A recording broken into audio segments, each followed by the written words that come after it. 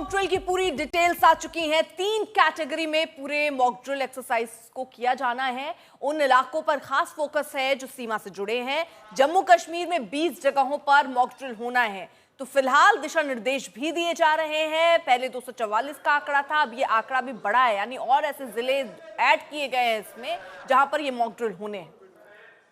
अगर हम सिर्फ जम्मू कश्मीर की बात करें तो 17 जगह बताया जा रहा है कि चिन्हित है जहां पर मॉक ड्रिल होगी। पहले 244 बताया जा रहा था, लेकिन अब ये संख्या 259 है जहां पर ये देश भर में मॉक ड्रिल होगी। और मॉक ड्रिल यानी कि अपनी तैयारियों को परखना, अपनी आवाम को कैसे मुश्किल परिस्थिति में सुरक्षित रखना है। जब आपके ऊपर बैलिस्टिक मिसाइल दागी जा रहे हैं तो उस परिस्थिति में आप कहां पर सुरक्षित रह सकते हैं और वो कौन कौन सी सुरक्षित जगह हैं। और गृह मंत्रालय के दिशा निर्देश पर आज एक बड़ी बैठक इस समय चली रही है और उससे जुड़ी हुई एक अपडेट भी हम लगातार आप तक पहुंचा रहे हैं। और सरकार ने ये वो जगह तय किए हैं, खासतौर पर एलओसी से सटी हुई बहुत सारी जगह है जहां पर सबसे ज्यादा खतरा है। स्वाभाविक है देश की राजधानी दिल्ली भी इन लोगों के निशाने पर, दुश्मनों के निशाने पर रहेगी, तो देश की राजधानी दिल्ली भी उसका एक हिस्सा।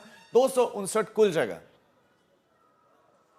तो राज्यों और यूटी के साथ केंद्रीय गृह सचिव की बैठक चल रही है। कैसे दिशा निर्देश हैं, क्या करना है, उसको लेकर सारी जानकारियां साझा की जा रही हैं। मॉक ड्रिल पर गृह मंत्रालय बैठक कर रहा है। 7 मई की मॉक ड्रिल पर गृह मंत्रालय की ये बैठक चल रही है जिसमें दिशा निर्देश दिए जा रहे हैं।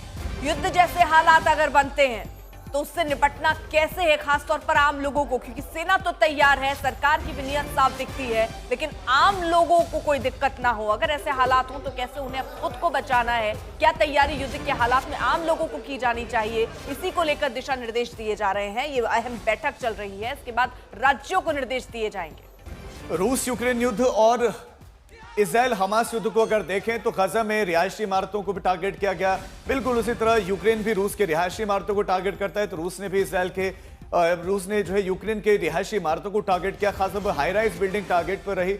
अब हमारे देश में चैलेंजेस बहुत ज्यादा होंगे क्योंकि हमारे यहाँ आबादी बहुत ज्यादा है, इंफ्रास्ट्रक्चर बहुत सीमित है। अगर सब वो इत्यादि है भी, चूंकि हमने वैसे इंफ्रास्ट्रक्चर बंकर नहीं बनाए जैसे उन देशों ने बनाए, तो कहीं ना कहीं हमारे सामने चैलेंजेस ज्यादा हैं।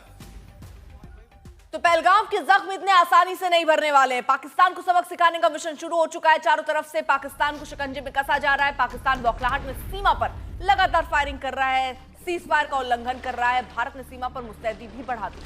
पाकिस्तान को पानी की सप्लाई रोककर भारत ने उसे तगड़ी चोट दी। पाकिस्तान के सामने अभी से भारी जल संकट पैदा हो गया है। पाकिस्तान तिल मिलाकर कुछ ऐसा वैसा ना कर दे, इसके लिए भी हिंदुस्तान पूरी तरह से सावधान है। और हमले के खतरे को देखते हुए कल पूरे देश में मॉक ड्रिल होने वाली है। इमरजेंसी हालात में क्या किया जाए, इसकी तैयारियों को परखा जाएगा।